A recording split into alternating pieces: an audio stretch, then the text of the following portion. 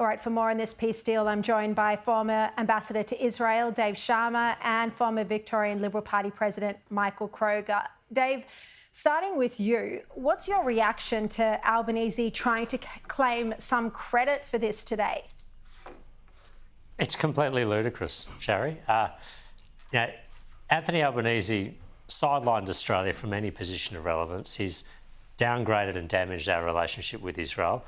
Marco Rubio, the US Secretary of State, talked about how initiatives like Australia's had disrupted peace negotiations.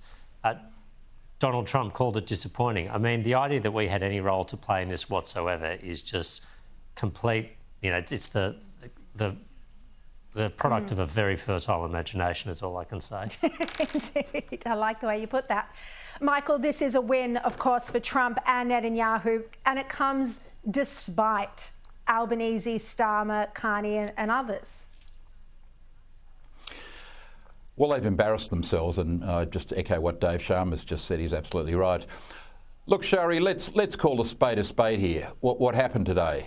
I know we're tiptoeing, it's baby steps, but it's going to get there one way or the other. It'll be 2 steps forward, 1 step back in the next few months.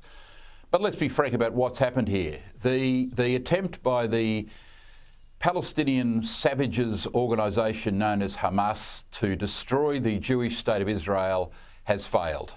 Hamas have been defeated. The Jewish state of Israel have prevailed.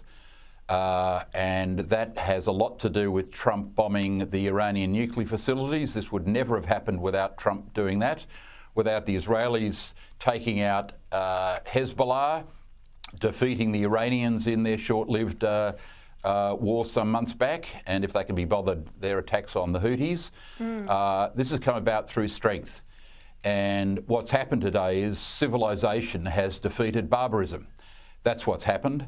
And these human scum parading as heroes of Palestine, no Arab nations support these people anymore, only Iran.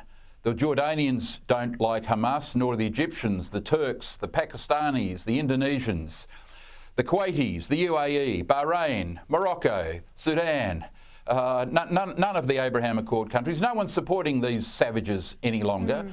And that's what's happened. The Jewish state has won the war. And let's be frank, that's what happened today.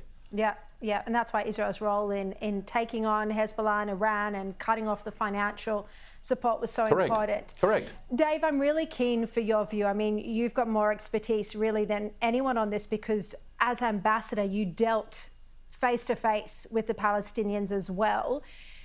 What confidence do you have that the president will be able to find an independent committee to govern Gaza?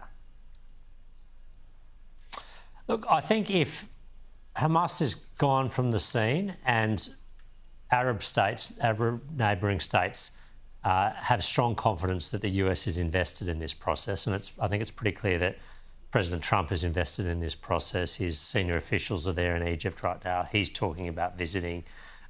Then there will be the ability and the willingness on behalf of neighbouring Arab states, Egypt, Jordan, the UAE, potentially the Saudis, to make a contribution to Gaza, whether it's through reconstruction efforts or whether it's through security efforts, putting in some sort of, light security force to guarantee law and order.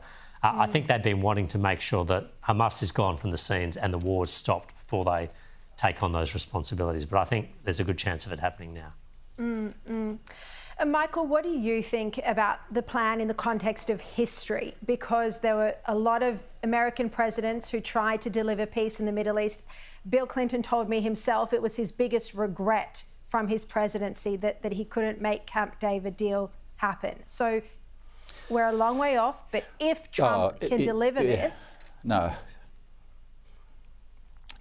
It's an extraordinary achievement by Trump, utterly extraordinary. I mean, like you, I've discussed with Bill Clinton when he was here in 2001, the failure of his peace deal with Arafat in December 2000 and January 2001 when he couldn't get Arafat to sign, and his conclusion was that Arafat didn't actually want peace in the end. These people in the Middle East, they respect strength. I know that sounds pretty corny, but that's the way they roll there. Trump's role in this has been pivotal.